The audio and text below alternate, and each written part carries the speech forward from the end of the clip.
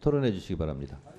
네, 조국혁신당 박은정입니다. 오늘 윤석열 대통령 탄핵 소추안 즉각 발의 요청에 관한 청원 관련 청문회 증인 참고인 추가 출석 요구의 건에 대해서 토론하겠습니다. 우선 지금 추가로 증인 신청된 증인들 중에서 이원석 검찰총장에 대해서는 지금 김건희 여사 관련해서 소환하겠다는 검토만 지금 몇 년째 하고 있는지 모르겠습니다. 그래서 제가 검찰청을 검토청으로 바꾸라고 말한 적도 있습니다. 지금 4년 주가 조작 사건 같은 경우에는 4년째 지금 김건희 여사에 대해서 항소심 공범들의 재판이 끝나고 있는데도 제대로 된 수사, 직무유기에 가까운 수사를 제대로 하지 않고 있습니다. 그리고 명품백 관련해가지고는 세상에 알선수재로 조국혁신당에서 고발했음에도 불구하고 이 명품백은 어디에 있는지 압수수색을 해야 함에도 공문으로 달라는 요청을 간절하게 하고 있는 정말 한심하고도 정말 어떻게 얘기해야 될지 모르겠습니다. 이 검찰에 대해서. 그 부분에 대해서 이원석 검찰총장에게 질문을 해야 합니다. 그리고 강의구 대통령 부속실장에 대해서는 윤석열 전 검찰총장 감찰 당시에 부속실에 근무했습니다. 당시에도 윤석열 전 검찰총장 감찰과 관련해서 그 윤석열 전 검찰총장의 위법한 직무 수행과 관련해서 어떻게 옆에서 보자 했는지 굉장히 의심스러웠는데 지금 우리 탄핵 청문회 관련해서도 강의구 부속실장을 반드시 불러서 이 대통령실의 위법행위, 대통령의 탄핵과 관련된 위법한 직무 수행에 대해서 반드시 질문을 해야 된다고 생각을 합니다. 이 두 사람에 대해서는 우리 이번 탄핵 청원과 관련된 그 청문회에서 반드시 중요한 증인으로 출석 요구를 할 필요가 있기 때문에 증인으로 신청을 하는 바입니다. 그리고 한 가지만 더 말씀을 드리고 싶습니다. 지난 12일 야당 법사위원들의 대통령실 출석 요구서 전달과 관련해서 지금 국민의힘 의원들이 계속해서 이것이 불법적인 행위라고 말씀을 하고 계시는데요. 국회 법사위에서 적법하게 의결을 해서 청문회를 열기로 했습니다. 몇 번을 말씀을 드려야 하는지 모르겠습니다. 그것을 반복해서 말씀을 드리는데도 계속해서 이것이 불법이라고 말씀하시는 것은 국민의힘 의원들이 이 청문회에 대해서 제대로 알지 못하고 계신다고 생각합니다. 제대로 공부하셔가지고 이 청문회에 임해 주셨으면 좋겠습니다. 국민의 대표인 국회의원들이 법사위에서 청문회를 열고 이 청문회는 반드시 대통령 탄핵을 발의할 정도로 위법행위가 있었는지에 대해서 조사해서 국회의장께 보고하도록 되어 있습니다. 이 청문회가 순조롭게 적법하게 이루어질 수 있도록 협조를 해야 된다고 생각합니다. 네, 잠깐.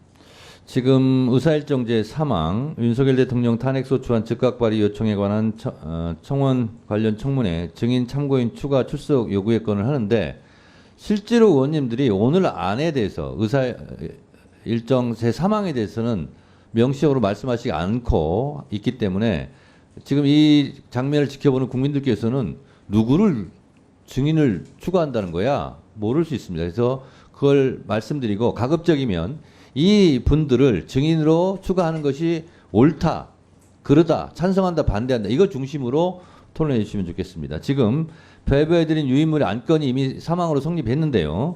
저희가 증인을 추가하려고 하는 분들은 이런 분들입니다. 26일 김건희 관련 청문회 관련해서 정진석 대통령 비서실장, 홍철호 대통령 비서실 정무수석 비서관, 송창진 고위공직자범죄수사처 차장 직무대행, 이원석 검찰총장, 강의구 대통령실 부속실장, 이동혁 대통령 기록관장 이 6명에 대해서 26일 날 청문회에 추가로 증인을 채택하고자 하는 안건입니다. 그래서 이 6분을 증인으로 추가하는 것이 옳으냐 그르냐 이런 내용이 실제로 토론 내용이라는 말씀을 드리고 이 안건 토론에 충실해 주시기 바랍니다.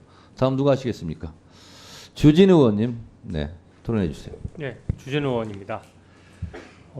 저번에 말씀드렸다시피 탄핵 소추 관련 조사 절차는 우리 헌법상 함부로 개시될 수가 없는 겁니다.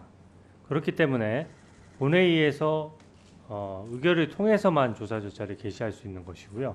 이게 정말로 조사가 필요하다라고 하면 민주당이 당론으로 발의해서 당당히 탄핵소추 요건을 맞춰서 과반수 의결을 하고 그에 따른 정치적 책임을 져야 되는 겁니다. 이런 식으로 청원서 2장짜리 청원서가 접수됐다라고 해서 중요 안건이라는 사유를 붙여서 청문회를 막 열 수는 없는 것입니다. 이렇게 탄핵 조사 절차가 함부로 개시될 수 있다고 한다 그러면 우리나라 국익은 물론이고 국민들께도 늘 민생을 다루지 않고 이런 식으로 계속해서 위법성이 명확하지 않은 사안에 대해서 일단 조사부터 해보자라고 한다 그러면 국정 운영이 제대로 될 수 없을 것이라고 생각합니다.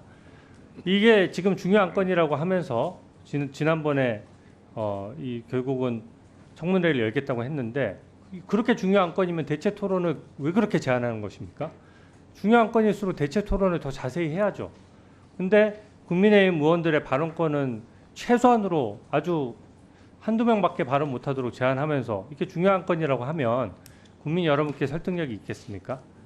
오늘 민주당 의원님들 발언 중에서 보면은 이게 방송법의 대통령이 위반해서 탄핵 사유가 된다는 말씀도 하셨습니다. 이거 지금 현재 민주당 의원님들 주장에 따르면은 청원서를 심사하기 위한 조사 절차라고 지금 말씀하시죠. 청원서에는 어디에도 방송법 관련된 내용이 없습니다. 그러니까 방송법을 언급해 가면서 이것도 위법이니 저것도 위법이니 민주당과 국민의힘에서 의견이 완전히 다른 사안에 가지고 탄핵 사유라고 운운하는 것 자체가 이것이 탄핵 절차를 우회하겠다는 의도가 드러나는 것이라고 생각합니다.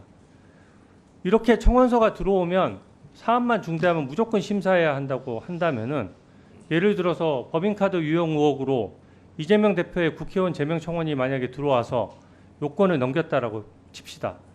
그러면은 그것도 중요한 건이기 때문에 심사합니까? 국회법에 따라서 자 조용히 하세요. 토론 종결 같은 절차를 제가 말씀드리겠습니다.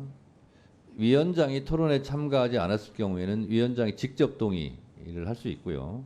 또 토론에 참가하지 않은 분 어떤 의원이라도 토론 종결 동의 찬성을 할 수 있습니다. 장경태 의원님이 토론 안 하셨죠? 네.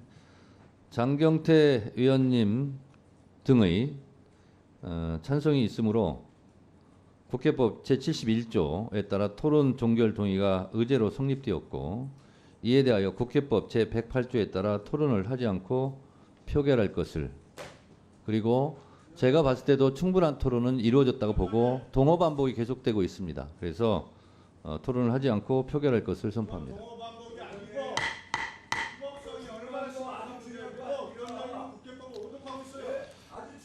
표결에 앞서서 회의장에 계신 위원님은 모두 재석위원 수에 포함된다는 점을 말씀드립니다. 그리고 방법은 국회법 제112조 및 제71조 단서에 따라 거수 표결로 진행하겠습니다.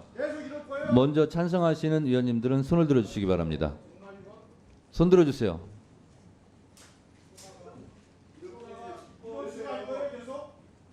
내려주세요.